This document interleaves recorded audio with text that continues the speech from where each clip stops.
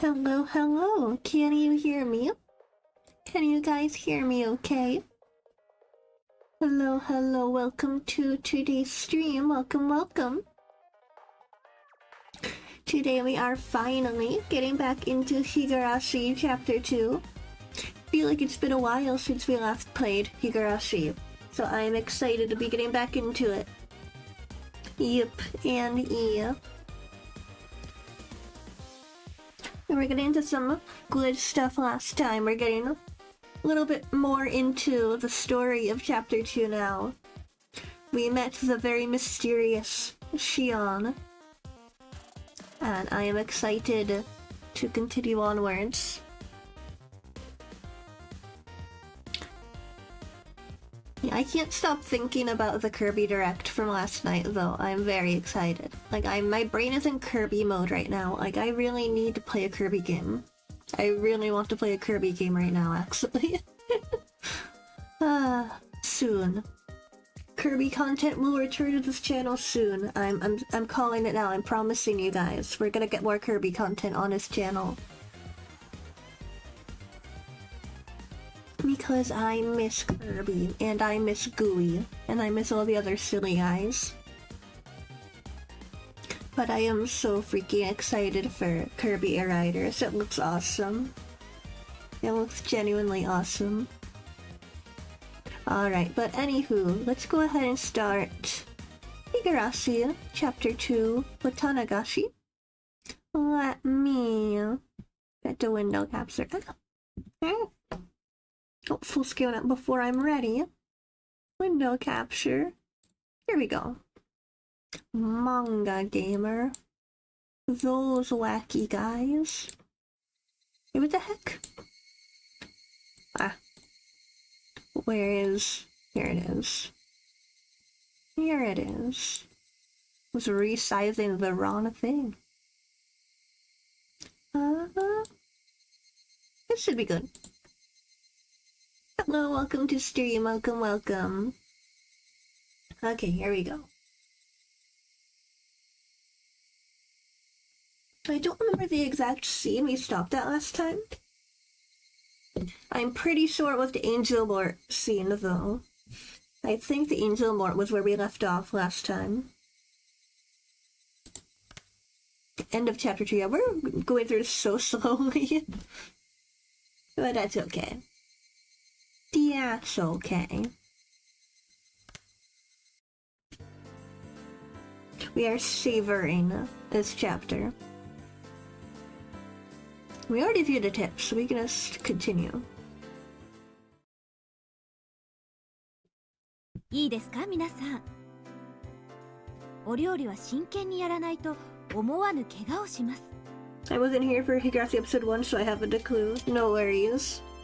これも授業ですからふざけないでしっかりやってくださいね。 Oh, lazy, yeah! Wafted through the class in response. After school day today was going to be home economics class. The plan was for everybody to make curry rice and give it to the 4 strangers who let this building be rented out as school. Oh, heck yeah, the curry scene. Let's freaking go. If everybody were making curry in the same pot, it would have been more of a party-like atmosphere. But this was school after all. Excluding the youngest students, each one of us would be making our own curry, with the results being judged. いいですか？今でこそカレーライスは手軽で簡単で誰にでも作れるメニューということになっていますが、カレーは本来インドを発祥とする古式ゆかしいちゃんとしたお料理です。 Korean rice is nice. I know, I love curry rice. It's so good. 日本式にアレンジされたとはいえ、そこには古代インドの英知と文化が込められています。夢そのことをおろそかにしないように。真剣にやらない人は先生が本気で怒りますから、そのつもりで。 She takes her curry rice very seriously. That seemed like a needlessly passionate sermon on curry. Well, whatever. 知恵先生はカレーに命かけてるって噂でしたよ。採点はきっと厳しいですわよ。 Devoted her life to curry. That is a bit extreme. 家庭 But から like 点 good 数 for なん her. か赤点でさえなければ適当でいいんだよ、適当で。適当なんて言わない方がいいよ。先生、カレーに関しては鬼だから。なんだよそのカレーの鬼って。初耳だぞ。普段は温厚ないい先生なんだけどね。どういうわけかカレーにだけがうるさいんだよ。For some unfathomable reason. 演出的なくらいに。秘伝のカレーを研究するためにって言って毎年インドに旅行に行ってるって言ってたもんね。風の噂ですとご飯は3食カレーライスで、たまに他のものを食べる時でも必ずカレー味というこだわりぶりらしいですの。それ変質的というより変態的だぞ。何か悪い宗教にでも入ってるんじゃないの He's か。 part of the curry cult. だいたいカレーなんてジャンクフードの筆頭じゃねえかよ。3食カレーなんて栄養的にも偏って。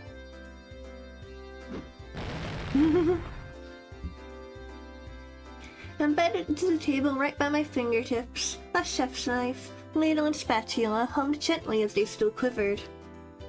The teacher, while still mixing her own pot, was looking this way, smiling. ケイちゃん、それ以上言ったら埋葬される。Saying even a little bit more made my situation a lot more dire. へいへい、しっかり真面目にカレーを作ればいいわけだろ。でも今日はそう簡単にはいかないのです。みーちゃんが。 It's written all over her face.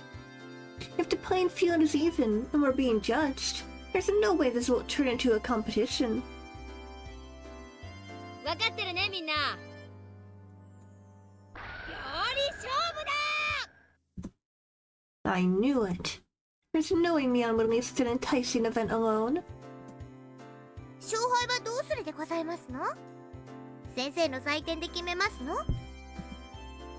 As if saying, but wait, there's more, the teacher reappeared with the principal in tow. 今日は営林署の皆さんへの感謝のイベントですから、先生だけでなく採点はみんなで行いますよ。わしと先生とそれから営林署の方5人で採点する。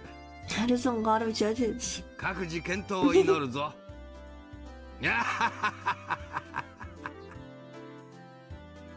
Even the principal. Looking around, it seems the interest of everybody in the class had been piqued. Had it peaked? そういうわけ。のんびりしたカレーパーティーなんかには終わらせないよ。レナ、カレーは得意だよ。今日は負けないよ。私の学年はハンで作りますから、リカと一緒なのですわよ。汚ねえ。リカちゃんは確かかなりの料理上手じゃ。僕のカレーで美味しくって体がどうにかなっちゃうのです。 It's a bit of a weird way to describe that. What about Mion? He doesn't seem like she's too good at cooking. Her type has always been bad at this kind of thing. But Mion continued to look unconcerned. Mion is good at everything. I don't think there's a single thing that Mion could do poorly. ケイちゃんが今思ってることを当ててあげるよ。ミオンはきっと料理が下手に違いない。でしょう。 I don't like the way she said that. It couldn't be. Mion couldn't possibly. At that moment, the teacher's whistle sounded. では皆さん、いいですか？刃物には十分に気をつけてくださいね。はじめ！ The call to arms had sounded.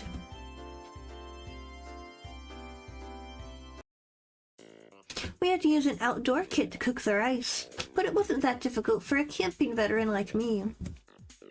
Put the rice into the canister, put your palm to the bottom, and fill with water to just above the wrist. 本当にそんな水加減でいいんですの？もっと入れないといけないそうですのよ。You filthy liar. If I put it anymore, I was left with some half-cooked porridge. さとこ、それが罠のつもりなら残念だったな。俺は慣れてるぞ、飯盒炊飯は。はじめちょろちょろ中パッパ。赤子泣いても蓋取るな。へえ、ケイチくんすごいね。ちょっと意外。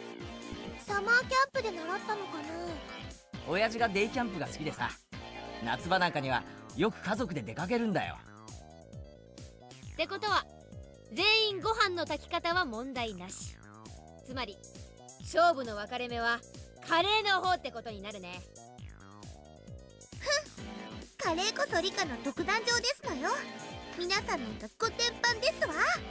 理科のってとこが泣けるぞ。お前も何か料理を手伝えよ。ひょっとするとさとこちゃんは何もお手伝いをしないのが一番のお手伝いなのかもね。Sometimes if you're bad at cooking, not helping is better. You know, moral support. Being the moral support chef. 勝負は勝てば官軍でございますわよ。 What a pretty malicious comment for Rena. And Satsuko took it hook, line, and sinker. Rena could only apologize between fits of laughter while Satsuko chased her around. じゃあ早速カレーの方に行こうかね。ここからが勝負どころだよ。After rinsing off the carrots, potatoes, and other standard vegetables, I grasped the knife. 今日のカレーはどんな味？ As Rena hummed along, her very well-practiced hands wielded her knife. The rhythmical sound of the knife hitting the cutting board harkened to kind images of days long past. Simply put, it was perfect. It was so calm and practiced, I seriously don't stand a chance. I looked over at Satoko and Rika-chan. Satoko was in charge of washing the vegetables, while Rika-chan was in charge of peeling them. That's what I heard being discussed, but Rika-chan's knife skills are something else as well. She was happily rotating a potato and peeling it quite quickly. On top of that, the peel spanned the entire potato. What was that called again? Katsuramuki? I've heard of peeling a vegetable in one loop around like that as highly regarded technique. She picked up the peel from the sink and carved a pair of eyes into it with her knife. ヘビさんなのですよ。 Saying that, she placed a longly peeled potato skin on top of the head of a boy from her group. She wasn't even breaking a sweat. When it comes to Rika-chan and cooking, I couldn't even hold a candle to her. But roar? Do snakes make that sound? They do if Rika says they do. Alright then, how's Mion doing? She's definitely just fumbling along. There's no way she could peel a potato so effortlessly like that. Absolutely no way. そんなわけあるか。絶対嘘だ。トリックだ、 SFX だ。ワイヤーとか使ってるに違いない。ほれビローン。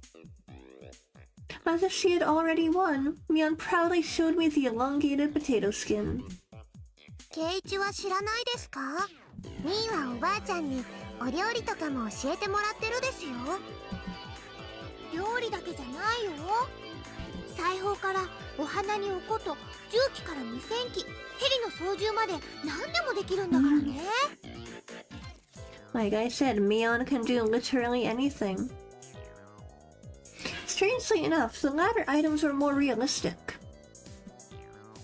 With the first few items on the list, it seemed like a lie. 本当はすっごくお料理上手なんだよ。面倒くさがって全然作らないけどね。Damn it. I'm also really good at cooking. especially Chinese food. ケイチ、お湯を沸かして注ぐのは料理に入りませんです。Shot down before I could even say it. ざまあないですわね。今日はケイチさんの一人負け確定ですわよ。てめえだって料理できないだろが。リカかわいそうかわいそうです。僕がケイチをコテンパンにしてあげますです。Ah, this does not look good. Everybody is smirking at me. Don't raise the white flag yet, Keiichi Mayabara. Don't throw away this match. Calm down and think. Not about how to peel these potatoes well, but about how to win this challenge. ここはギャラリーが多い。俺、他の流しで仕事するから。Saying only that, I gathered up all the vegetables and left that spot behind. ケイチくん大丈夫かな。包丁で指とか切らないか心配。さて、ケイちゃんのお手並み拝見だね。No matter how hard I try peeling these, if I slip up at this speed, I'll lop my fingers right off. And there's only one thing left to do. 富田君、岡村君。お、君たちは4人でグループか。The two underclassmen that have become my sworn brothers ever since that event at the toy store last Sunday. They've been paired with two girls for their group. はい、女子2人が料理とか得意なんで。俺らは遊んでるだけで OK です。Both of them pointed at the girls. They're not as good as Rena, but they're both good enough at handling a knife. 単刀直入に言おう。このままでは部活に負ける。君たちの班が向いた野菜をくれ。前原さん、それほとんど恐喝です。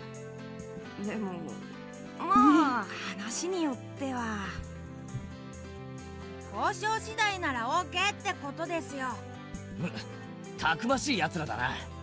まあ当然だ。ではこうしよう。俺が勝てたらサトコ&リカちゃんグループのカレーを食わせてやる。これならどうだ。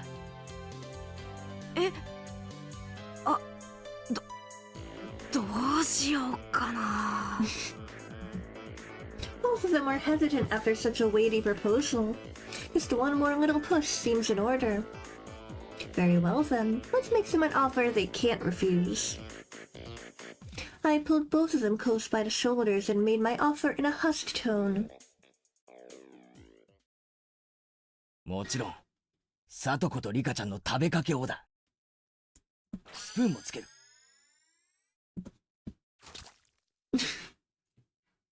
Again, I love when they use like the horror effects for non-horror scenes in this chapter. It's so goofy. So hello, welcome to stream, welcome. A red mist spouted vigorously from the noses of the two underclassmen. あら、ケイチさんも結構やりますのね。綺麗なじゃがいもですこと。Having brilliantly cleared the vegetable peeling challenge, I return to my comrades in triumph. Cheater. すごいねすごいね。ケイチくんの皮むき上手だよ。違うね。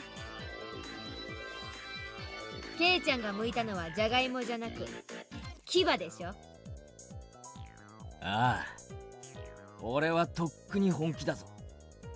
てめえらまとめてぶっ潰してやるぜ。Having finished with preparing the vegetables, next is to boil a pot of water and add the vegetables in order of which takes longest to cook. I learned this part from my mother when we went camping. But just cooking in order, it probably won't garner a lot of points. Look over at Rena. She had a variety of vegetables cooking together in a delicate balance. She wasn't being ambitious or calculating a way to win the game. She was making delicious food with a mother's touch. I have a feeling that I could somehow compete with Mion in terms of technique, but I would be no match for Rena. She was way out of my league. うちのお母さんのカレーはね、いっつも具沢山だったんだよ。だからレナのカレーも具沢山なの。本当は一晩かけてじっくり煮たいんだけどね。頼む。俺のカレーにも少しお力を貸してくれないか。No, Katie, you don't deserve it. No help for you. ダメだよ。これ部活だもの。レナは負けないよ。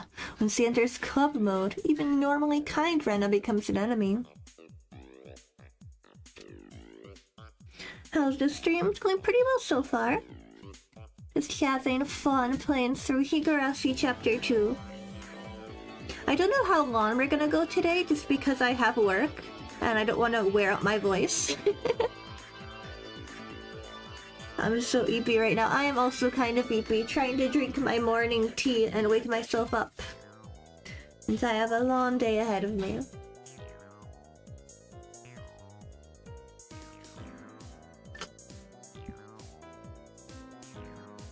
Looks like Rika-chan is cooking apples as well. Oh, she's like a pro at this. Oh, apples and curry is so good.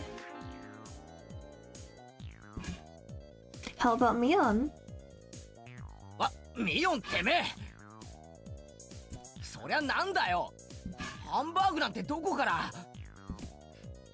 行事予定表で今日のことをあらかじめ知ってたからね。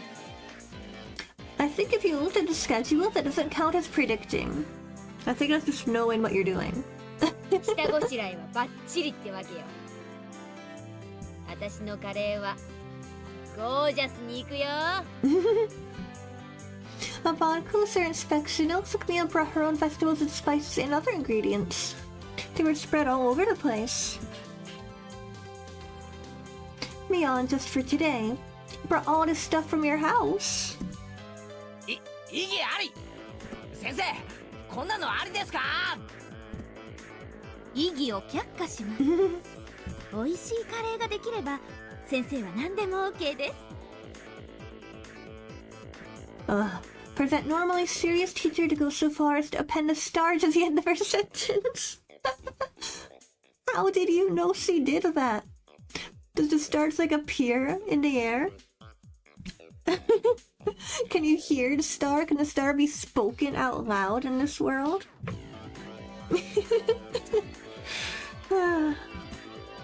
Sister Rumor said she's a through and through curry freak.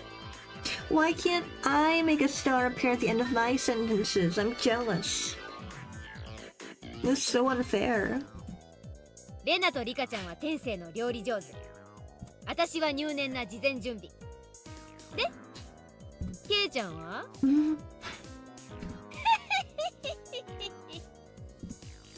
It's hopeless. In the grand scheme of cooking, peeling the vegetables is only a small part of it. The hurdles I must overcome are just too numerous and too high. 前原さん、こっち。 Turning around, I saw the voices calling me belonged to the two underclassmen from earlier, Tomita-kun and Okamura-kun. なんだよお前ら。その鍋はなんだよ。お前らの班のか。これ気づかれないうちに前原さんの鍋とすり替えてください。 Oh man. うちの女子のカレーなら前原さんが作るよりは出来はいいと思います。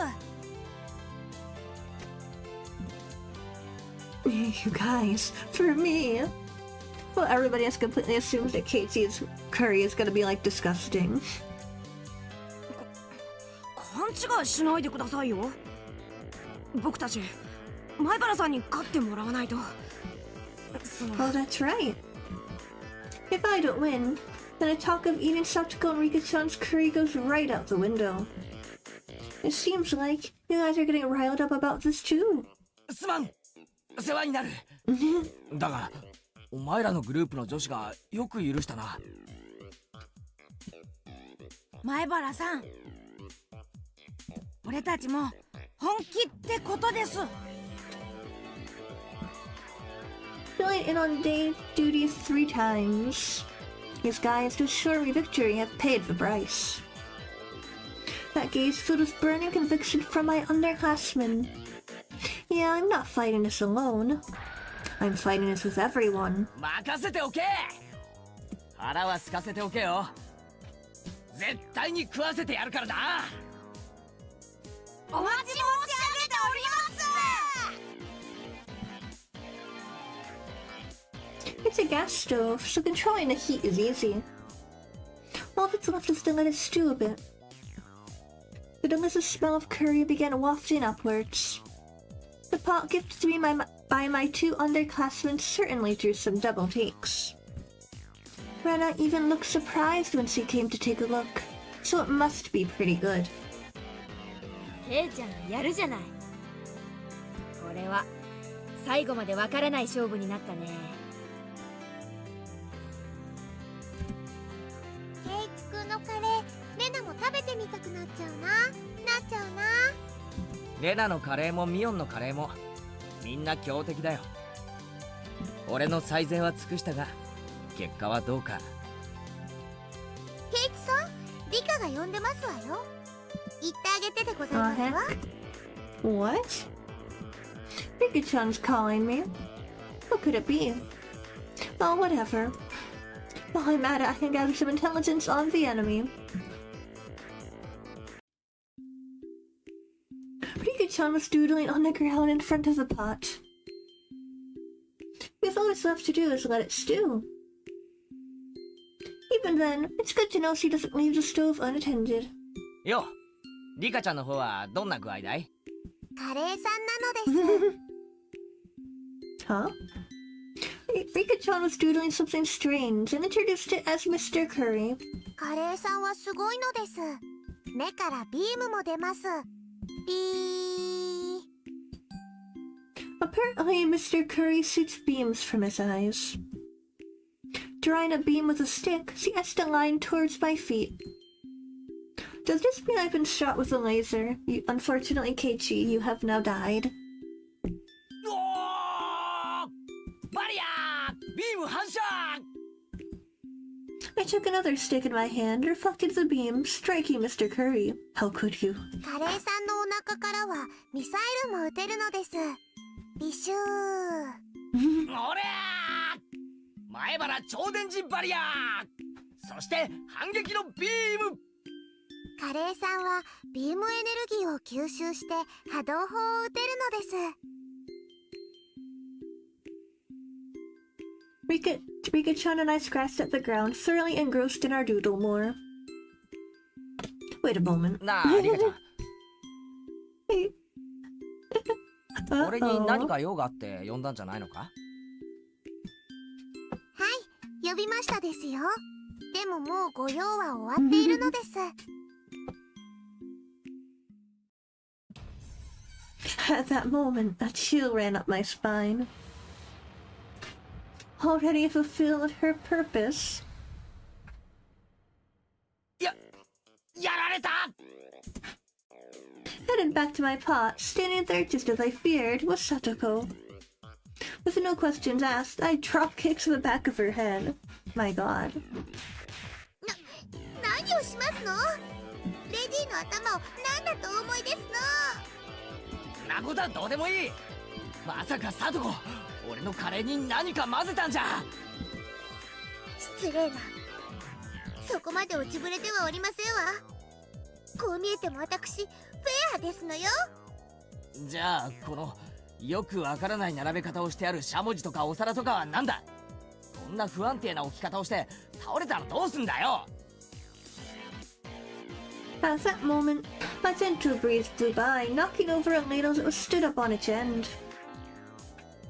The ladle, like a domino, fell over and knocked over the next cooking utensil in a row. Uh-oh. これは芸術だな。そういえば昔テレビでドミノ倒し世界記録に挑戦なんてのが流行ったよな。ケイちゃん、フライパン。I didn't even have time to react. The chain reacts and knocked over a cutting board, then a frying pan, The next after that was my pot.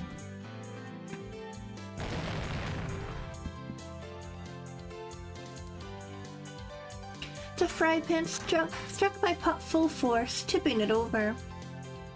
The contents cruelly spilled out. Now my masterpiece was being sampled by the schoolyard. I stared dumbfounded. It was such a beautiful and elaborate mousetrap that for a moment I lost touch with reality. あらあら、大惨事ですわね。私は何もしてませんのよ。At the very last moment, I had let my guard down.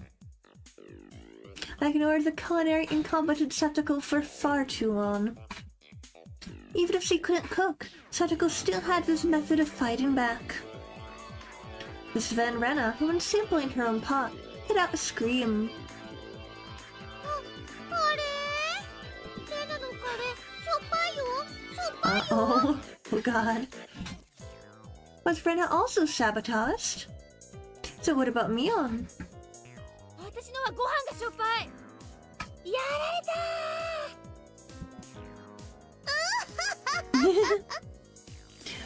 Satoko is evil. これで邪魔者は戦う前に全て一掃でございますのよ。せっかくの力作が台無しなのです。かわいそかわいそなのです。かわいそかわいそですわよ。 Rika-chan and Satoko rubbed my dumbfounded head to their heart's content.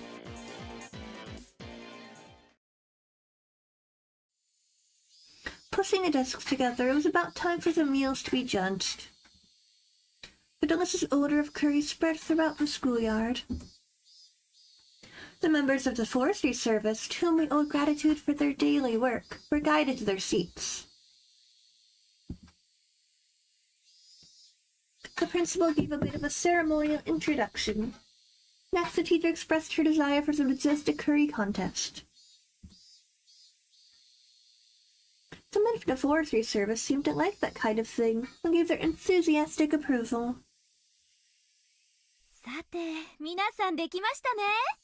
ではこれから審査員の皆さんと校長先生と私で試食をしますからね。 Everybody in the class brought up their painstakingly made curry and arranged them on the desk. The only club members who managed a decent result were Rika-chan's group.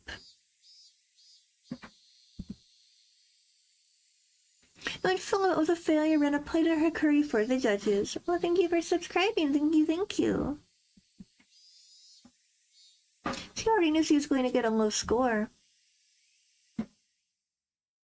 But at least she was still able to serve hers. Both the mions and my curry were completely obliterated, so you couldn't even line them up on the table. The judges started from the curry made by the lower grades. They had a lively discussion, praising the food. Finally, it was our curry's turn. 次はリュウグウ君のカレーであるな。実にうまそうである。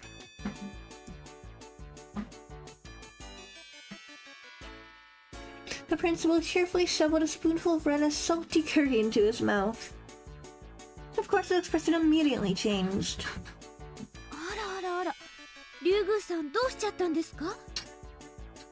途中まではあんなに美味しそうだったのに。Chie-sensei must have had some expectations, judging from her disappointment. すみません。間違えてお塩を一袋入れちゃって。 An entire bag of salt by accident. The rest of the judges grimaced after they each had a bite. I feel sorry for them.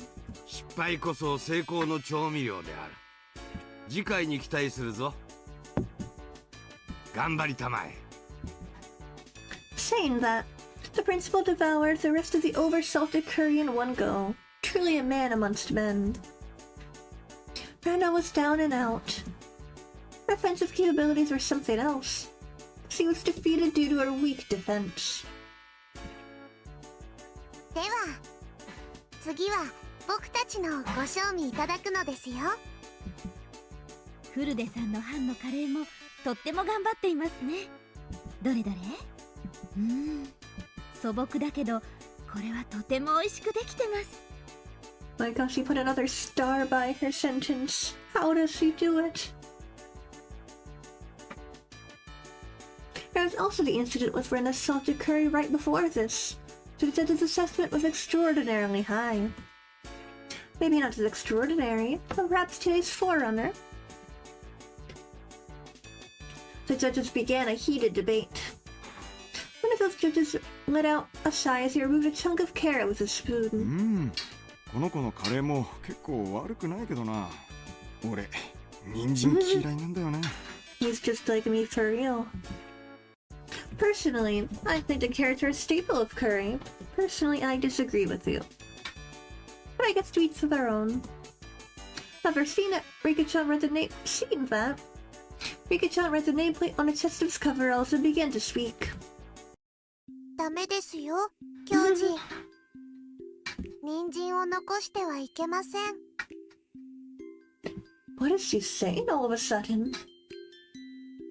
Everybody turned to Rika-chan with a stunned look. But what Rika-chan just did was super effective. The carrot-hating judge began stuffing his face with curry while tears streamed down his face. 教授、おかわりありますですよ。While crying like that, he continued to shovel curry into his mouth. That's right. Rika-chan's curry was by no means simple. No. That curry had a taste of a mother's cooking. The carrot-hating judge out of the picture, Rika-chan's assessment was unanimous.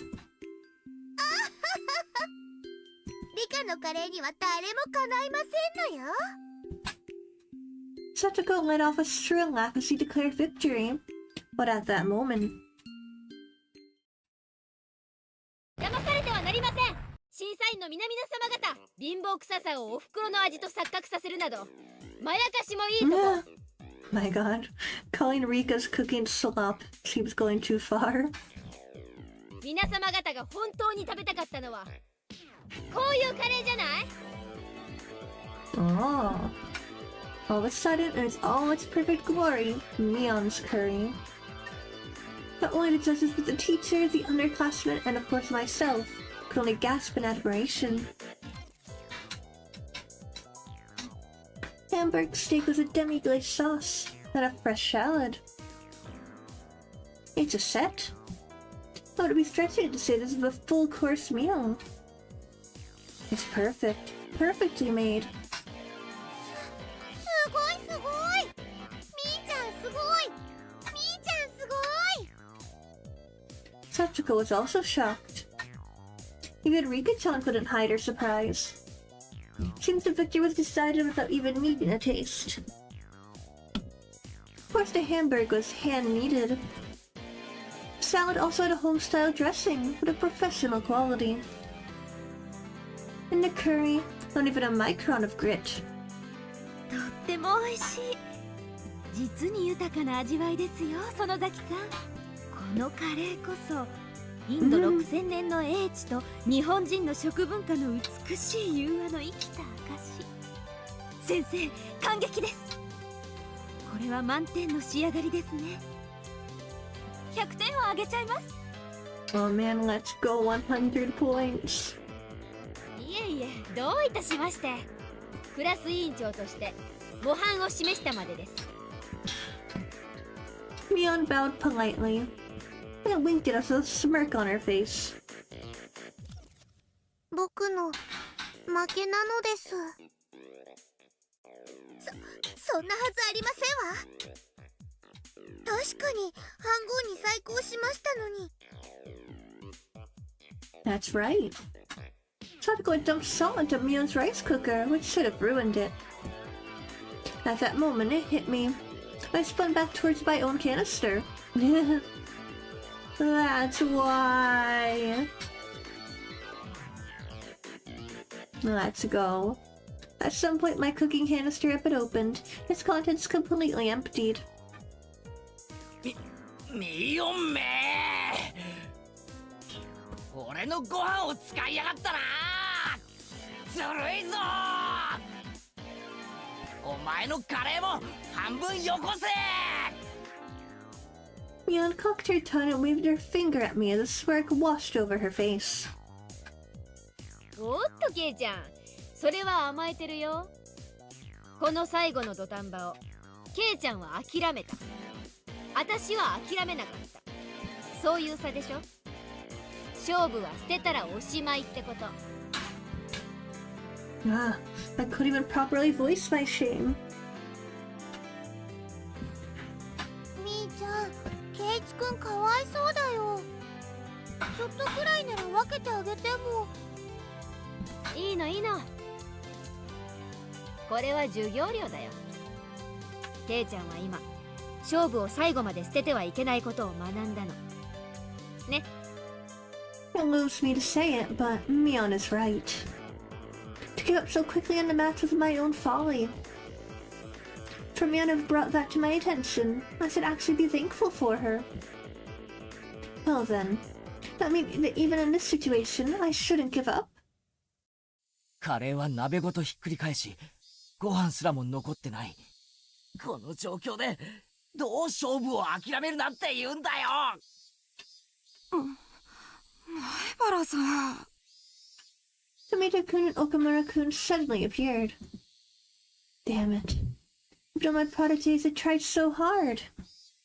I wasn't able to meet their expectations. 事故ですよ。仕方ないです。Both of them were dejected. I couldn't accept defeat so easily. I was their senior. What would I be if I didn't pick up the broken pieces of a dream I had shown them? I just learned it from Mion just now, didn't I? Don't throw away the contest. Not until the last moment. 考えろ前原圭一。考えるんだ前原圭一。カレーを作る方法じゃない。勝負に勝つ方法だ。Oh man, let's go. I had an idea. I didn't think I could turn the tables, but it was better than nothing. 富田君、手を洗ってこい。手伝ってくれ。岡村君には探してきてほしいものがあるんだ。了解です。 All of them dispersed after receiving these instructions. ほう、最後にケイちゃんがどうあがくか見せてもらおうじゃない。往生際の悪い男は嫌われますのよ。うるせえ。俺の最後の勝負を黙って見てろ。まずミオン、お前の飯盒をもらうぞ。嫌とは言わせん。別にいいけど、しょっぱいよ。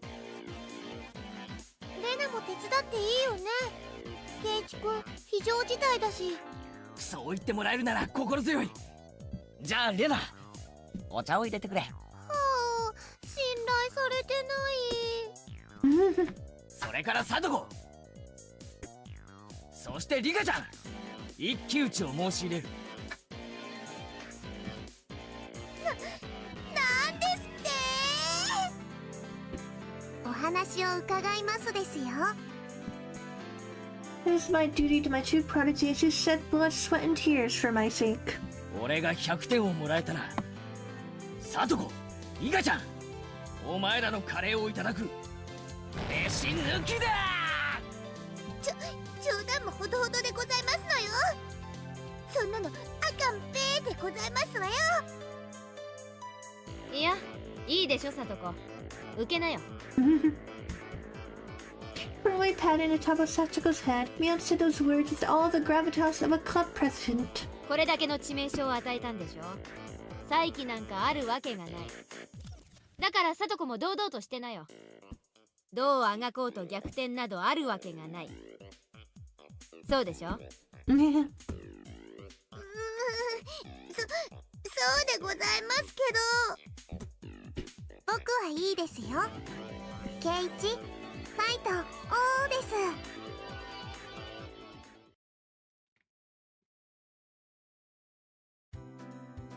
The judges, seemingly growing tired of sampling the various curries, were debating each entry. From what little I overheard, it seems that Mion's impending victory was not in question. そういえば前原くんのカレーはどうなりましたか？先生まだ食べてませんよ。はい、俺のカレーは鍋がひっくり返ってしまい。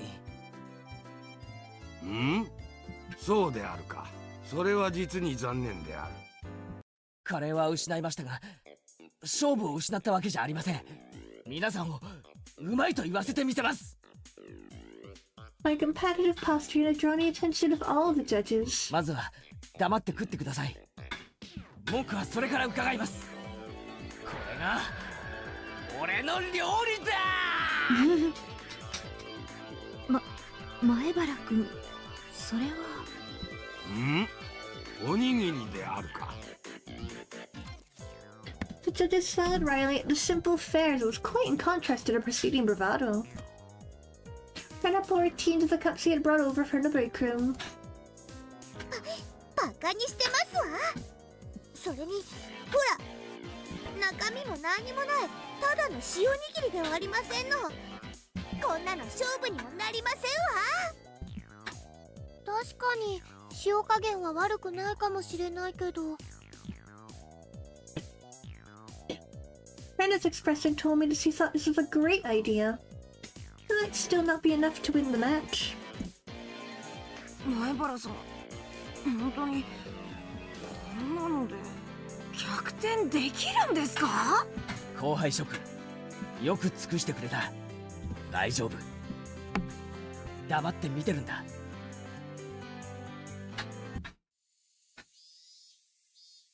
The judges were chewing with their mouths full and sipping at the tea. Nobody was singing praises or awestruck. They were just quietly chowing down.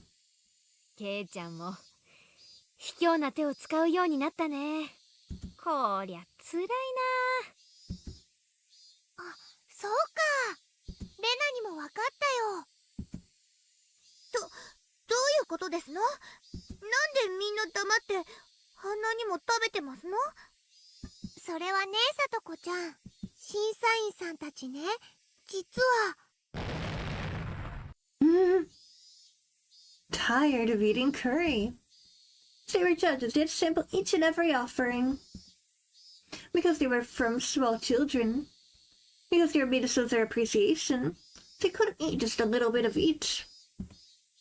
男はな、時には味よりも量を尊ぶこともあるんだよ。その時味は心震わせるものよりも素朴であることが望ましい。They couldn't say it out loud, but it was the tastiest thing they had today. I confirmed that by looking at their eyes. The judges smiled wryly. 健闘は称えるが、今日はカレー勝負。これに点数を与えて良いものなのか。The teacher and the principal had folded their arms while they pondered the situation. My underlings, seeing that, saw the small glimmer of hope fade away and grew dejected. Was this little surprise just not enough? 諦めるな、ケイちゃん。Mion whispered quietly. That's right. If I didn't push here... いえ、先生。採点はしていただきます。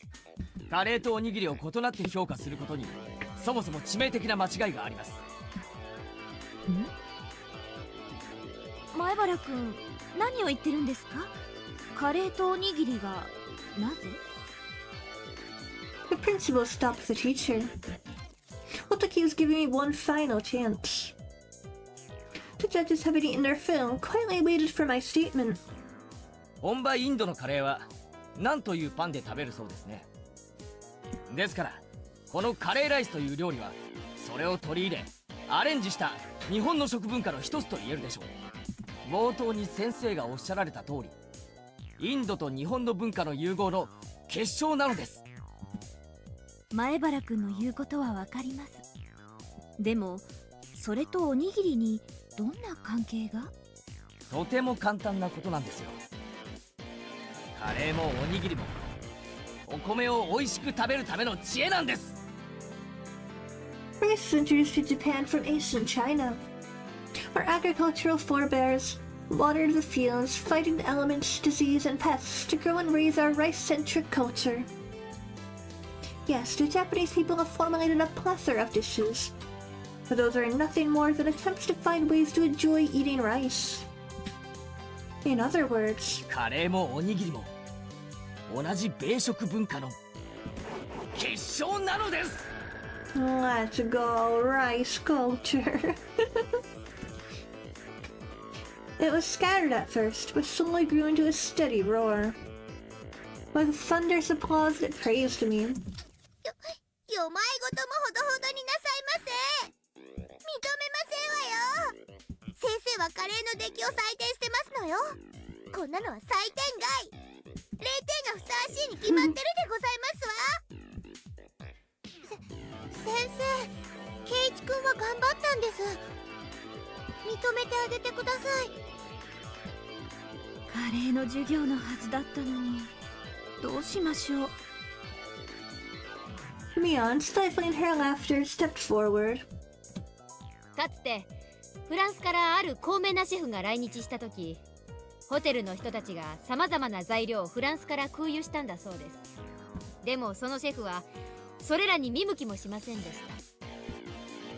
どうしてなのですか？本場の材料さんなのですよ。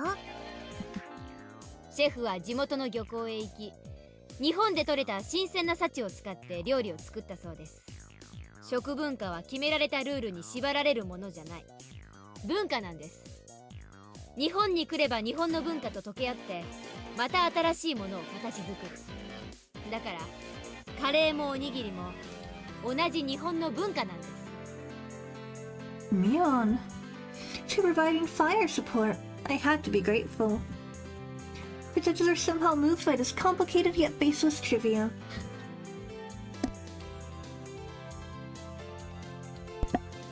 A scared look lost over the teacher's face as he refolded her arms. 前原くんはカレーのお鍋をひっくり返してしまったそうですね。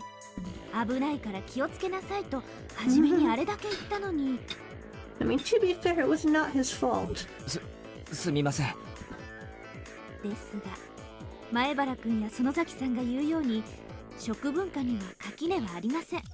人を心底感嘆させるものなら、その形式は何ら差別されるものではない。じゃあお鍋をひっくり返したので、でも今日だけですよ。くじけないで頑張ったので特別に20点プラス100点をあげておきましょう。Oh heck. Let's go.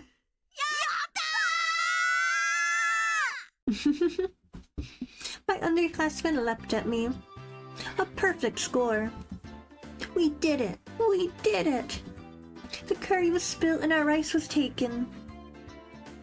But we made a comeback. In the end, Rika-chan's curry also received full marks. So everybody but Rena had a perfect score. Oh man, poor Rena.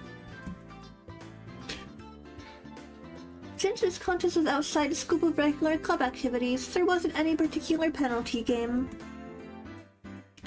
Rena breathed a sigh of relief. さて約束だぞ。さとこにリカちゃん、君たちのカレーは没収する。それじゃ私たちのお昼がなくなっちゃいますわ。Potago stomped angrily at the ground in frustration. The price of defeat was absolute. と言いたいところだが情けだ。半分は食ってよし。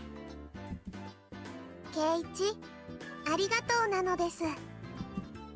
My two prodigies peered over the sidelines, tears of joy streaming from their faces, mixed in glances that would only be understood amongst men. We did it, Mayabara-san. Ah, it is all thanks to you.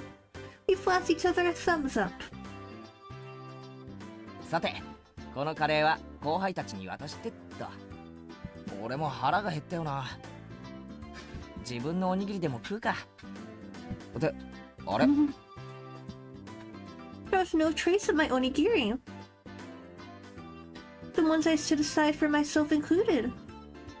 As I peered around searching for them, The principal clapped a hand on my shoulder. さっきの前原君の話を聞いていたら、噛みしめる米の味がひときわ美味での。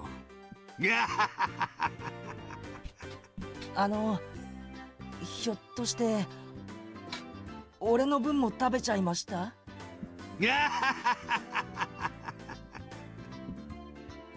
The principal simply laughed without answering. Seriously? My eyes half brimming with tears and my stomach rumbling. I was called over by the teacher. 前原くん、さっきはああいう場だったので満点ということにしましたが、分かって。え？分かってって何がっすか？ There's an odd glint in the teacher's eye, even using this music. Like, what the heck? If I had to describe it, it was curry-colored. Like a pot of stewing curry, her eyes whirled around in a spiral. A chill washed over me. The teacher clutched me by the shoulders and drew me in closer until our noses were almost touching. カレーはこの世で一番尊くて神聖な素晴らしい料理です。それとおにぎりを同一扱いするなんて断固許せません。いいですか？カレーは四大河川文明に匹敵する第五の文明として古代インドに生まれ、アショカ王の時代にカピラ城で釈迦の生誕にバンコク食文化博覧会が絶賛して、ミシュランぐるぐるエッフェル塔すらもカレー漬けをぐつぐつ煮込んで、ターメリックを寝ても覚めてもカレーカレーカレーカレー。 Oh man, I had no idea. ちょっとケイチさん、何をフラフラしてますの？後片付けもお料理の一部ですのよ。ケイチくん、目がカレーだよ。どうしたのかな、この。Curry, curry, curry. あっちゃー、やられたか。大丈夫、一昼夜で元に戻るよ。多分。It wasn't that long before hunger brought me back to my senses.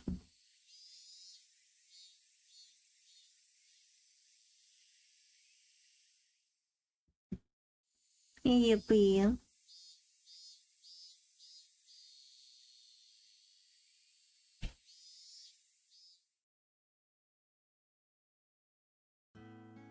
the end, all the onigiri was eaten by the principal, so I had to make do without lunch. Skipping lunch, I never knew the afternoon could be so long and painful. A feeling other than drowsiness made me space out. 大丈夫かな、ケイチくん。だからレナのカレー食べなよって言ったのに。As if I could eat this curry with enough salt on it to make my blood pressure rise just by looking at it. It's what I said as I initially refused. Well, I could only regret it. The hunger, the stomach ache. まあまあ、よくしのいだよ。あの絶対的な状況下からつくづくケイちゃんは追い詰められてからが強いね。今はどんな褒め言葉もいらん。飯をくれ。うちに帰れば何かあるんでしょ？うちってお菓子とかの買い置きはないんだよ。カップ麺も今は底をついてるし。Oh no, Casey's gonna die.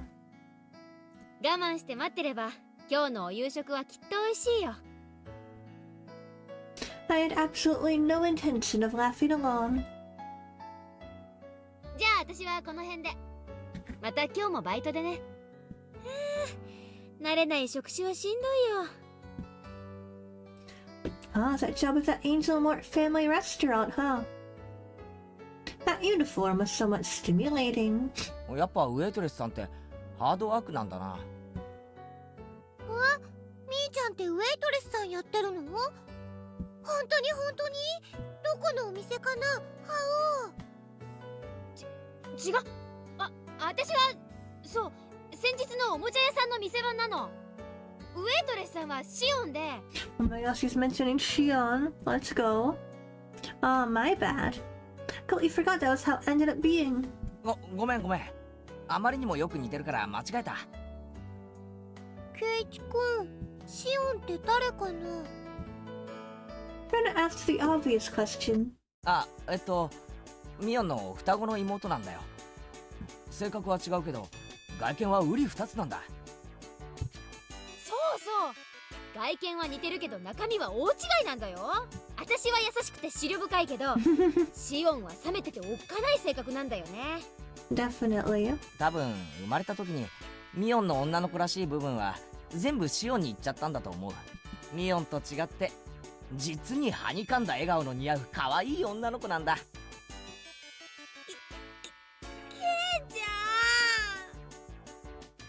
Rena interjected as her eyes darted back and forth from our exchange. ふーん、そうなの？レナ会ったことないの？みーちゃん、妹がいるなんて話してくれたことあったっけ？ Shion's existence has already been exposed as a cover-up. I couldn't help Mion out here. I could only have her end the charade. あー、うん、レナには紹介したことなかったかな。私の双子の妹でシオンって言うんだよ。知らないよ。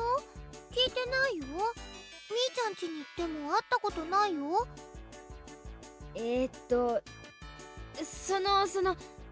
ほら知ってるでしょ、バッチャと住んでるのは私だけだから。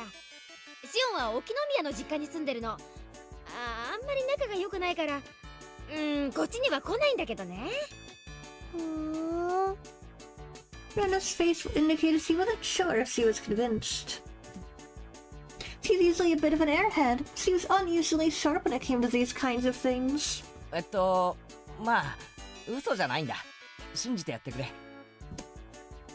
As he said, "Yeah, I believe you." The smile suddenly blossomed on Rena's face. レナもいつか会ってみたいな。今度レナもお顔を見に行ってみるね。どこのお店で働いてるのかな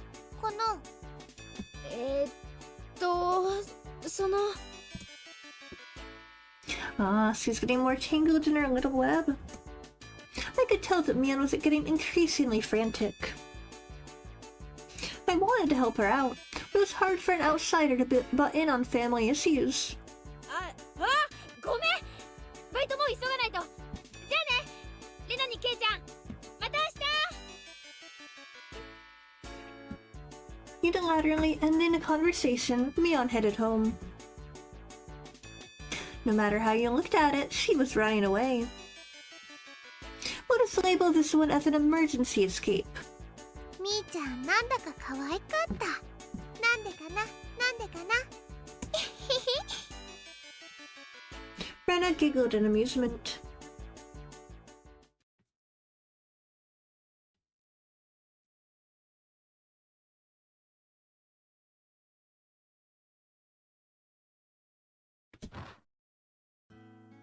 I wonder when dinner is.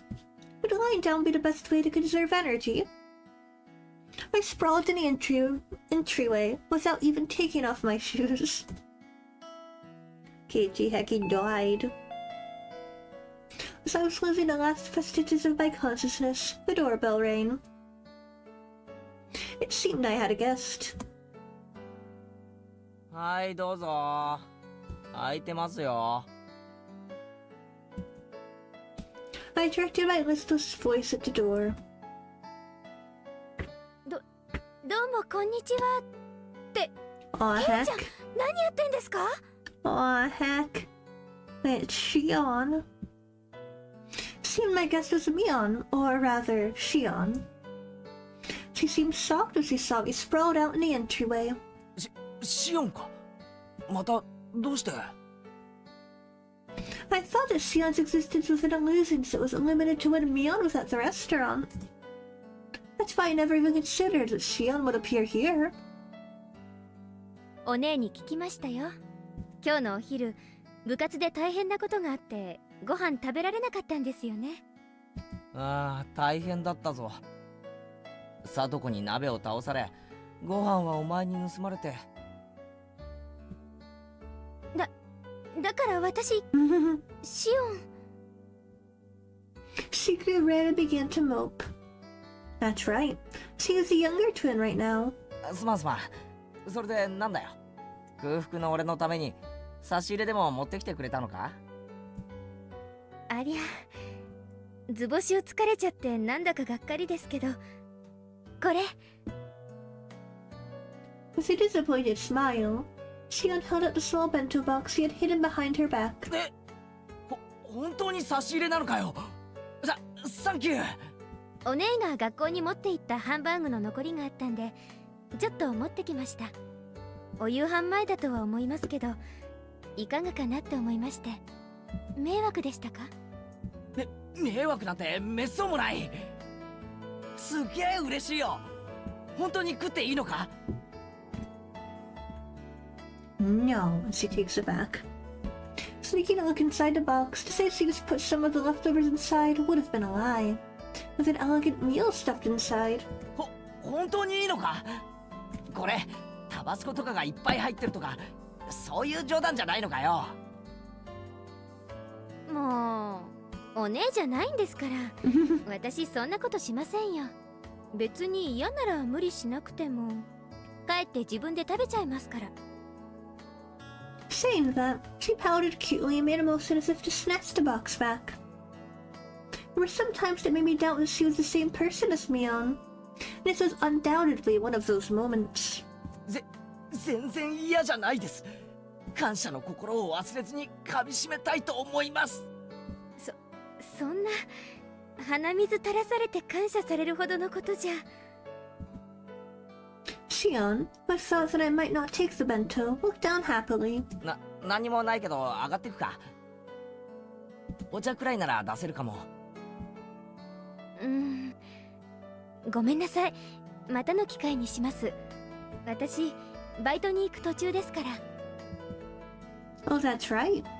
She did say that before. お弁当箱は適当に水洗いして、明日お姉にでも返しといてくださいね。当然だぜ。こんなうまそうなのを食わせてもらったらそれぐらい礼儀だろう。じゃあ私はこれで。あと最後に。Shion grew red again as he looked down once more. お姉がカレーの時、黙ってケイちゃんのご飯取っちゃいましたよね。悪ふざけが過ぎるとお姉、ついやりすぎちゃうんです。決して悪気があったわけじゃ。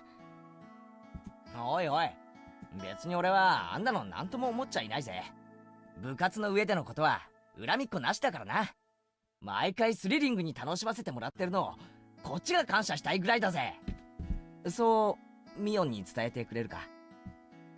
はい、それお姉きっと喜ぶと思います。ではこの辺で。Shion smiled brightly. After bowing deeply, she left as she looked at her watch. 嬉しいけど、これ本当に大丈夫なんだろうな。I looked at the bento boxes she left behind. A faint warmth spread through the palm of my hand. If it were Mion, I could see hot sauce, mustard, maybe even a needle being mixed inside. But really, I don't think she would go so far as putting a needle in there. Yeah, Mion would never do that. I would even think such a thing. That's crazy. I opened the box once again and hesitantly tasted a bit. I took a bite, and another. There was no funny business. There was no danger at all, for it was delicious. That's right. That was Shion, not Mion. There shouldn't have been anything to worry about. I rushed back to my room, eating as I gave my thanks. It was so delicious that my stomach could cry. シオン、いやミオン、俺が空腹で死にそうって言ってたのを聞いて大急ぎで持ってきてくれたのか。It was delicious to the last bite. By the way, nothing strange had been mixed in. I was a bit embarrassed at myself for being so skeptical.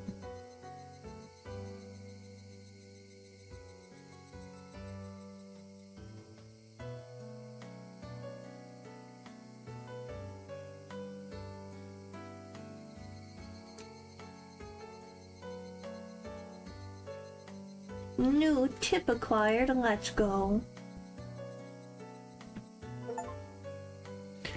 I got the unexpected delivery achievement. Let's go. Look at my tip.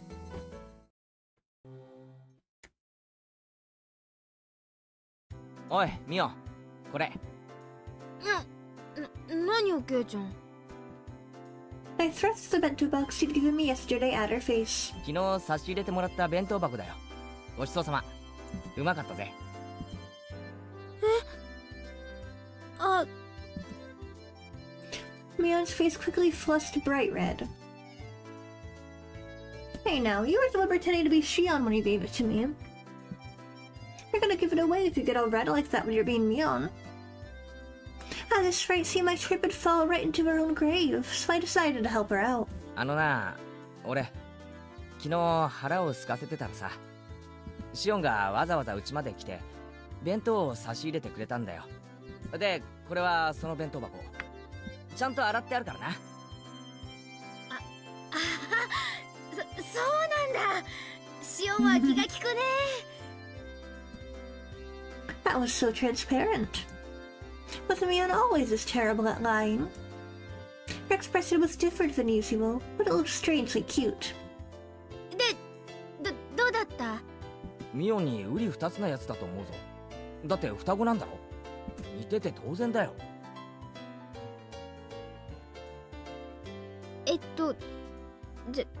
じゃなくて、Mion looked kind of bewildered, like she was waiting for a specific answer. When she said impression, maybe she didn't mean Shion, but the bento. ああ、もちろん。うまかったぜ。本当に？俺は食い物の感想には嘘はつかないぞ。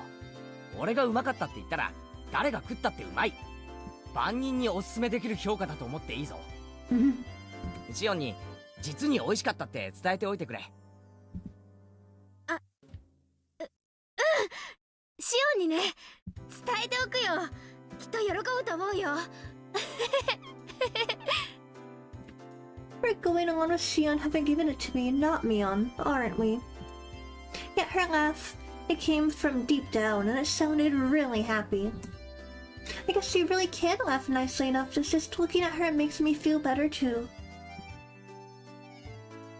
A sarcastic remark made its way onto my tongue, but I swallowed it back. As Mion went to put the bento box in her bag, she noticed a clattering noise. ケイちゃん、なんか入ってるよ。あれ？は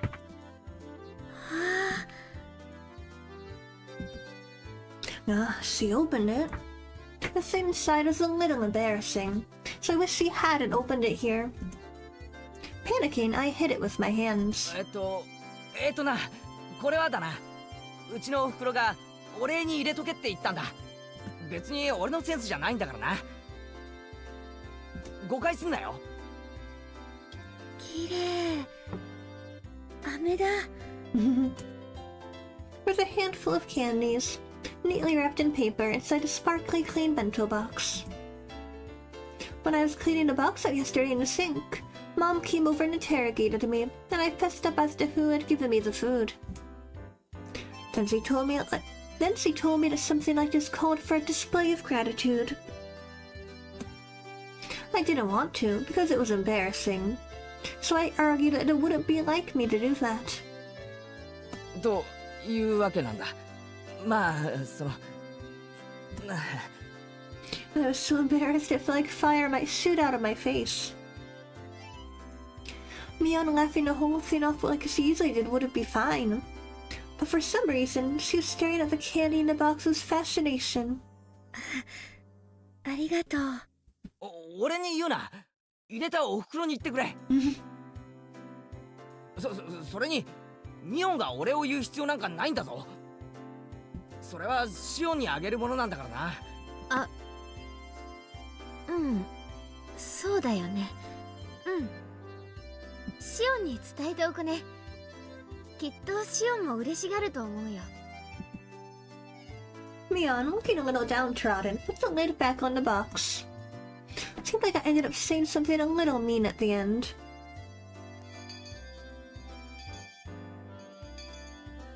今日はなんだかみーちゃんほんわかな感じだね。いいことでもあったのかな風邪でもひいたんではありませんの？お顔が赤いのはきっと微熱のせいでしたよ。ってリカ、なんで私の頭を撫でますの？さとこもきっとそのうちお風邪をひけるようになりますですよ。Maybe. Because I'm trying to keep this mostly spoiler free, I'm not gonna say what I just noticed. It's not just noticed, I kinda already knew. But I think this chapter is so interesting. Like, you have to pay really close attention to some certain details, I feel like, to fully understand what's going on. And I think it's especially they make it more obvious in the visual novel too than in the anime. The anime, they kind of cut too much. There's so much cut content from the anime that, like, I feel like this chapter makes less sense in the anime than it does in the visual novel. This is why I'm really enjoying playing through it now.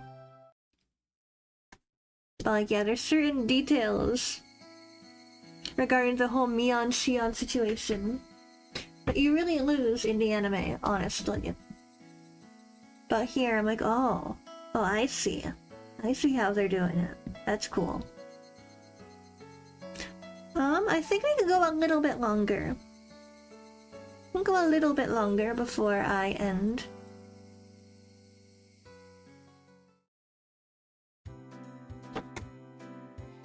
I might have explained this before, but phys ed at our school is really just an exercise in disorder. After some random warm-ups, the rest of the time is spent doing whatever. You're free to cause a ruckus or just fall asleep. よくは知らないけど、教育委員会とかに教育指導要項とかあるだろ？何歳ならこれくらいの運動能力はなければいけないみたいなさ。圭一さんが何を言ってるのか難しくてさっぱりですわよ。先生の授業の進め方のルールみたいなものなの。はっはっはっは。都会の軟弱な連中にはそういうのは必要だろうけどさ、田舎育ちのうちらが身体能力で劣ると思う？僕たちは圭一が思ってるよりも運動神経はいいのです。Come to think of it, they might be right. If we don't line up for a race, there's a good chance I'd finish dead last if I didn't start off well. Let's just praise it when a brutal penalty game is at stake. So 100-meter dash isn't a club activity. ではそういうことで、俺はテレビの見過ぎで実に素敵に眠い。睡眠時間の補給をさせてもらうぜ。空腹絶頂の4次元目。今寝ずにいつ寝るよ。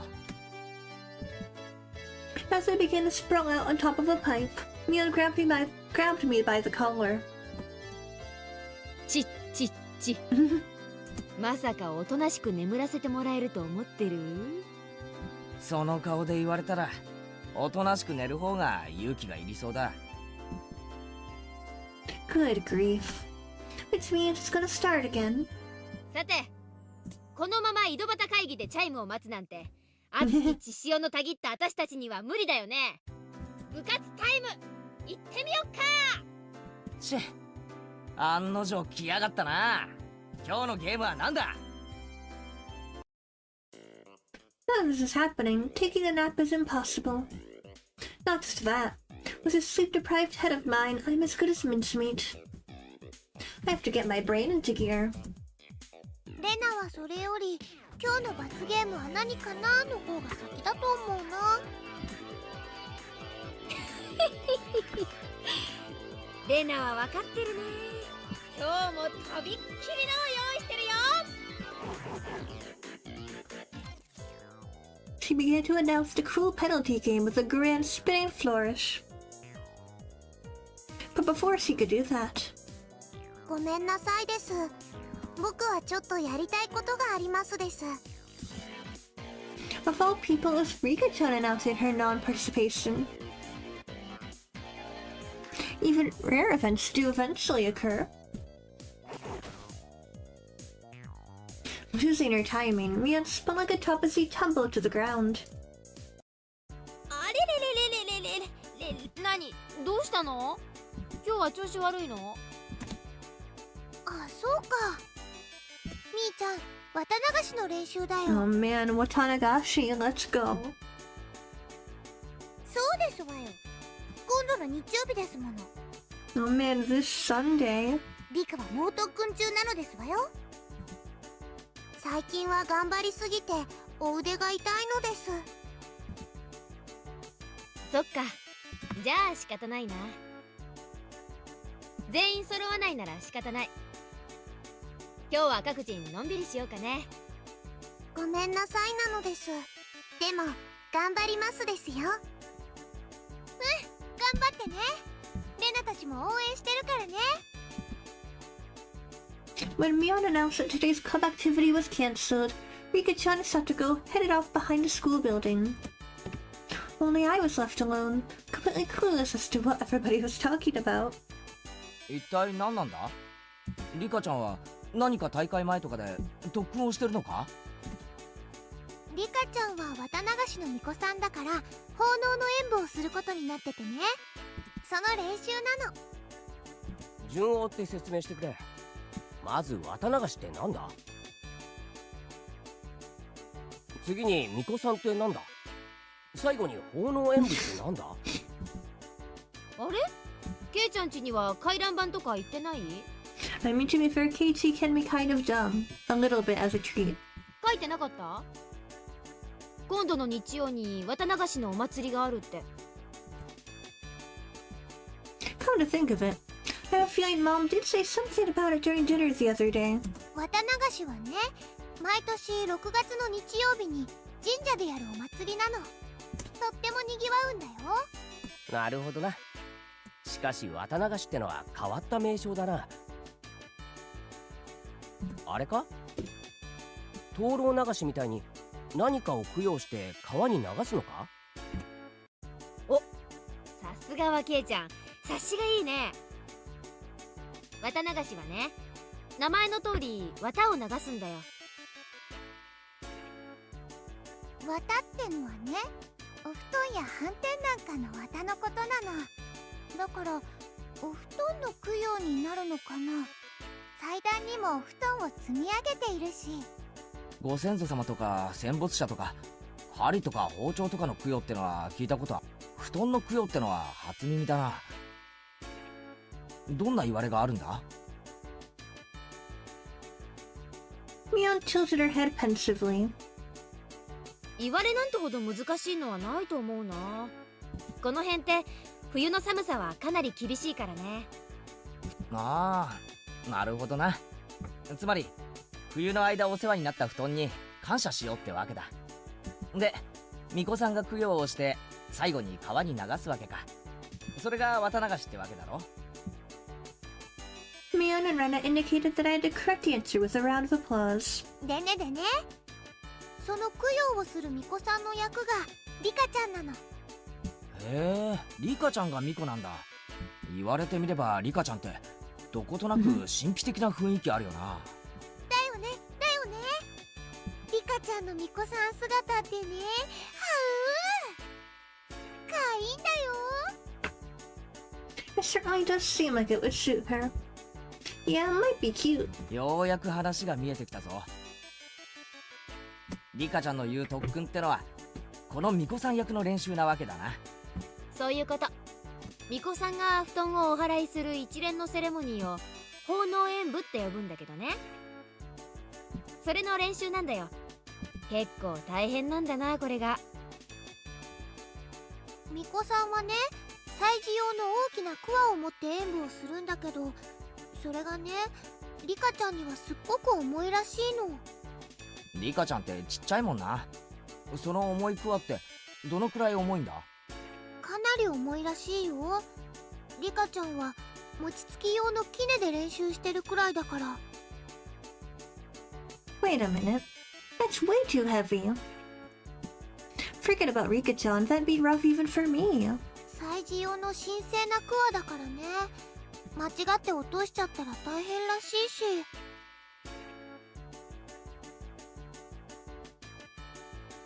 まあ年に一度のお勤めだからね。私たちは陰ながら応援するしかないね。大丈夫、去年もちゃんとやり遂げたんだから。そっか。じゃあさ、せめて応援してやろうぜ。それくらいならいいだろう。I was rather curious about how exactly she practiced.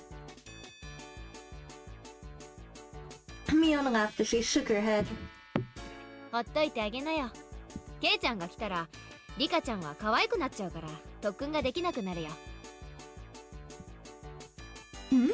I didn't quite understand what Mion was saying. リカちゃんはね、努力とかそういうのを人に見せるのが好きじゃないの。ね。そっとしておいてあげて。Even the always cool and aloof Riga-chan at times when she's flexible giving it her all.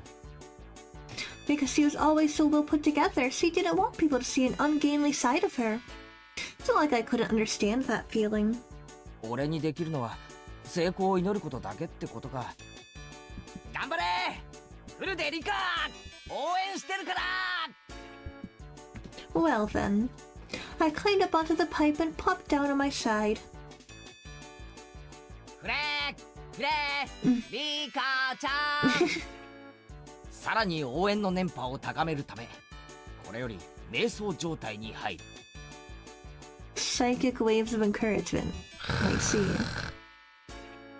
結局寝るわけ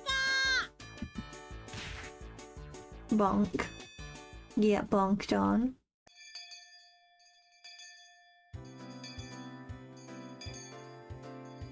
So lackadaisical noontime ended up giving way to mind-numbing afternoon classes. Rebounding from yesterday's hunger, I ate too much for lunch today, leaving me in a horrible condition. さすがに食いすぎた。午後の授業は答える。ケイチくん、今日はなんだかすごい食欲だったもんね。基本的にいつも大食いだけどさ、今日はなんか格別だったね。昨日は俺昼飯抜きだったろ。そのひもじさが染みついちゃってさ、今度は逆にいくら食っても食欲が底なしっていうか。わかるよわかるよ。しかしケイちゃんってさ、いつもお弁当きれいに食べるよね。ご飯一粒も残さないっていうか。食べ物ってのは作ってくれた人に感謝して食べるもんだぜ。残したら苦労して作ってくれた人に失礼だろ。 Hearing that, Mion's eyes momentarily widened in surprise, followed by a cool laugh. ケイちゃんってさ、ぱっと見ワイルドでいい加減そうなんだけど、結構律儀だよね。しつけがいいというか。あ、うん、それはレナも思うな。ケイチくんって見かけよりずっと優しい人だよ。 Both of them were probably trying to compliment me. I had a strange feeling I wasn't being complimented at all. そんなことないって。見かけと中身は大違いってそう言いたいんだよ。それが褒めてねって言ってんだよ。こら、園崎さん、前原くん、授業中ですよ。園崎さんはどこまで進みましたか？ノートを持ってきてください。 Startled, Mion vocalized a rather easy to understand utterance. She was so enthralled by the conversation, she stopped working completely. まあそこそこに。さっきから全然進んでないじゃないですか。 My gosh, and Mion could put a star at the end of her sentence too. I'm so hecking jealous. I wanna put a star in my sentence. I want people to be able to hear the star in the end of my sentence. Be like, whoa, how did you do that? 最上級生なんだからもっとしっかりしないといけませんよ。 That Mion looks like she's getting lectured. Poor bastard. 人は見かけによらないっていうことだね。むしろ見かけとは逆が誠かもしれないよ。面白いこと言うじゃねえか。Responding to Rena's seemingly profound statement, I turned my gaze to where Satoko was happily studying together with Rika-chan. あの生意気盛りのサトコも実は見かけとは逆にすげえ塩らしいってのかよ。 If I went by what Rena literally said, then that would be the case. I could hardly imagine Satoko being meek and gentle like a girl in some fairy tale. 最近はあんな感じだけど、ちょっと前までは違ったんだよ。すごい甘えん坊で、いつもさとこちゃんには内緒ね。 Oh my gosh, even Rena can do it. Everyone's putting a star at the end of their sentence. あのサトコが甘えん坊？ For Satoko to play coy, that would have to be some part of a calculated plot. Even if she was to hide behind someone, I wouldn't think it was because she was attached to them. But since it came up, I tried to imagine a gentle and coquettish Satoko.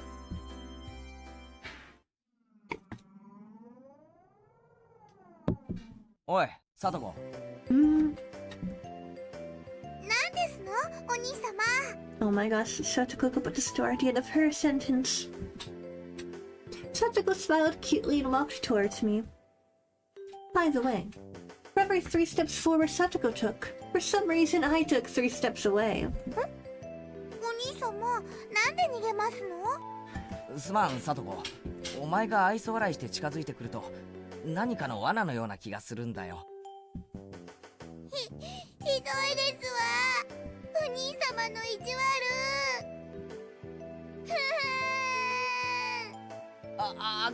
ごめん。別に悪気があったわけじゃないんだ。The weeping Satoko came closer to me. I'm a sucker for tears. Click. Clank. Huh? A bear trap? My leg was being clamped down by jagged metal teeth, oh god. かかりましたわね。続けていきますわよ。 Satoko raised her right arm triumphantly and traps began to trigger one after another. Suddenly the wall sprang forward, throwing me 3 blocks away. And there I saw a giant metal ball covered in spikes hurtling towards me. On top of that, in the direction the ball would knock me was a giant guillotine. Oh my god. よくわかんないけど、ケイチ君、今すっごく突拍子もない想像してなかった？ Of course not. いや、別に。全然してないぞ。嘘だ。トゲ付き鉄球に潰されるって顔してたよ。 It's a very specific look to have on your face. But honestly, of all the characters, I could definitely picture Keiichi having that kind of expression. How could my expression convey what I was thinking like that? すまん。塩らしいサトコの想像ってのはかなり無理がある。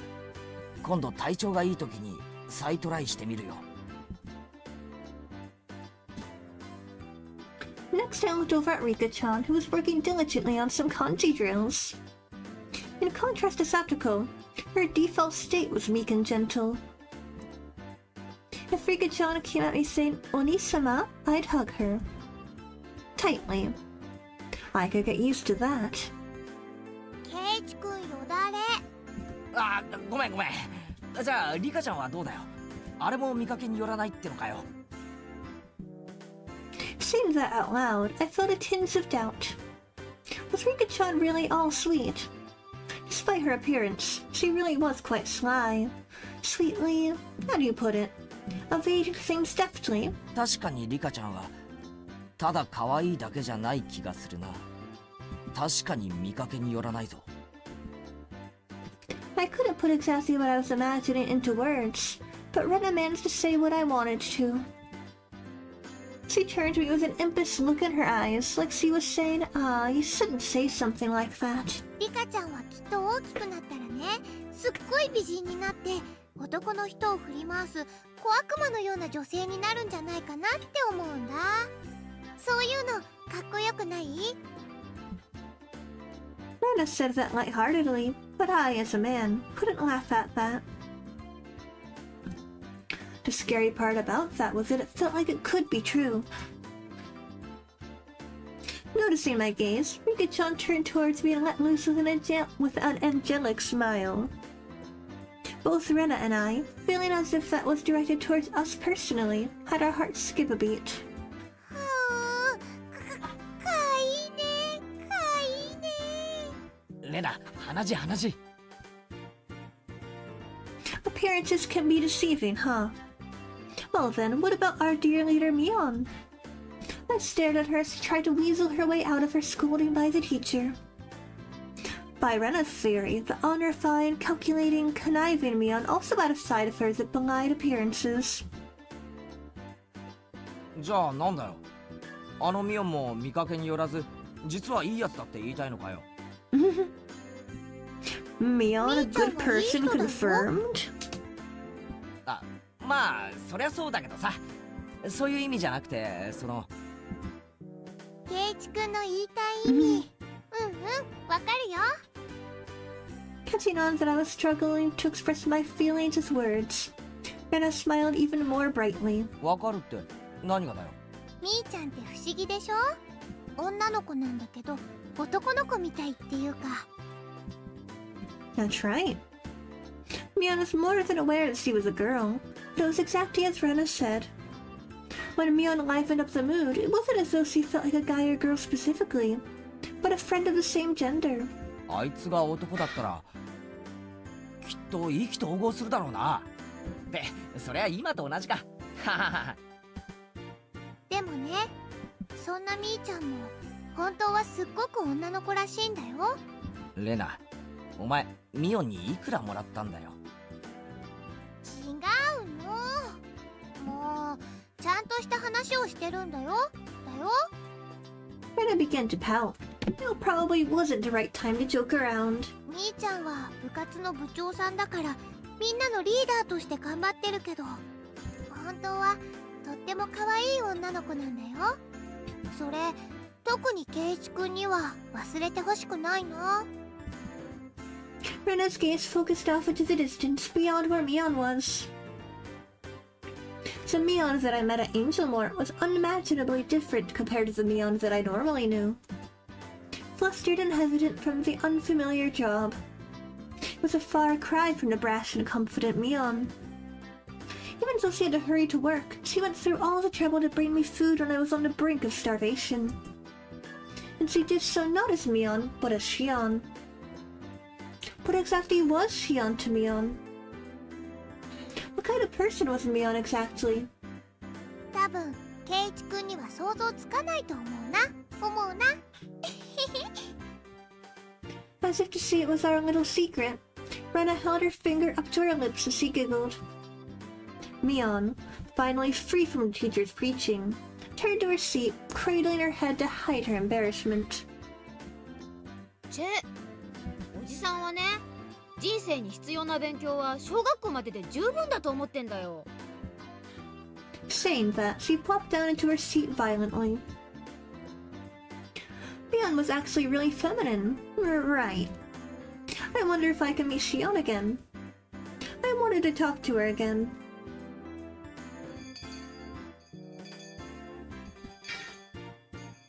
The principal waved around a bell that served as the school chime. The teacher rushed back to the blackboard and began to list everybody's homework assignments. 今日は宿題が結構出そうだね。頑張らないと。じゃあさ、レナもってことか？何がかな？人は見かけによらないって話、レナもってことになるのか？ケイチ君にはレナのことどう見えるかな？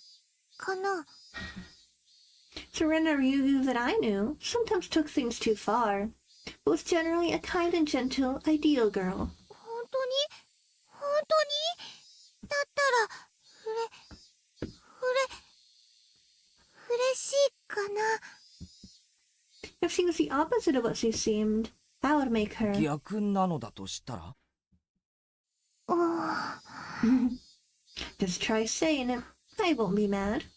That's what I feel he meant. レナはうん。レナは？逆になってもレナだよ。だろ？ His question shouldn't have been so nerve-wracking to answer. Maybe it was because the person in question was staring at me, but even saying that took a strange amount of effort.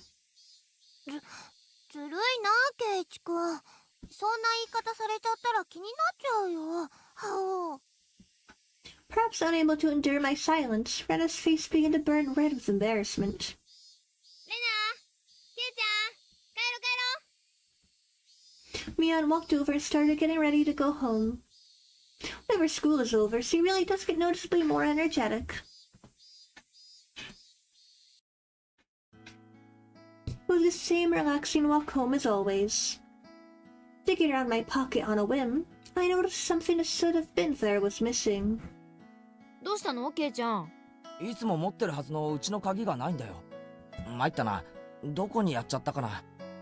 親はいるから今日はいいけど、まずいよな。それは困るね。忘れてきたの？それとも落としちゃったのかな？ Which one was it? Did I take it with me this morning in the first place? Huh? Huh. ケイちゃん、その鍵の特徴は？うん、キーホルダーがついてる。昔夏休みの宿題で作らされたやつで、青いオットセイなんだよ。あれ？目をつぶった感じでお昼寝してるみたいなやつ？お、なんで知ってるんだよ。そうそう、それだよ。Mion looked away and began to whistle. さ、おとといケイちゃん、エンジェルモートに食事に行ったでしょ。その晩さ、お店で鍵の落とし物があったんで、それにオットセイのキーホルダーがついてた。As she said that, she suddenly grew flustered and added that Shion had told her about it. あの時に落としちゃったのか。でも見つかってよかったね。お店がきっと預かってくれてるよ。そうだね。行ってみなよ。シオンの顔、私と同じだからわかるでしょ。This was a rather unexpected development. Once again, I have no choice but to go and meet with Shion. But I also had to thank her for the bento from yesterday. Besides, taking some time and chatting with this other side of Mion might be interesting. Half-jokingly, I began to think about things like this. そうだな。エンジェルモートだっけ？シオンの店に行って鍵を返してもらって、ついでにお茶でも飲んで優雅に過ごすってのも悪くないな。なんだか英国紳士みたいだね。ケイちゃんには似合わないかも。ひょっとしてそのお店かな？みーちゃんの妹の働いてるお店は。ああ、なんならレナも一緒に行くか。ちょっと残念だけど、今日はお父さんと約束があるから、またの機会にするね。Aw, man. Rena seemed pretty disappointed about having to miss such a great opportunity. 双子だそうだけど、そんなにそっくりなのかな？間違えるくらい？ああ、そっくりだ。外見だけはそっくりだ。中身はミオンと違っておしとやかで実に可愛らしいのにな。In response to my teasing, Mion pouted and began to argue with me. I couldn't help but burst out laughing at Mion's little farce. After all, they weren't just identical, they were the same person. Are they?